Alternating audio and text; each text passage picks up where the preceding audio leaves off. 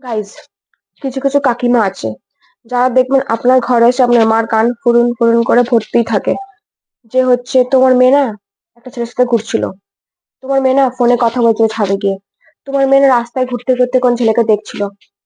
কিন্তু গাইজ ওদের মেয়েরাই দেখেন কি করে বেড়ায়। ঠিক আছে, ওদের মেয়েরা দেখেন কি করে বেড়াচ্ছে।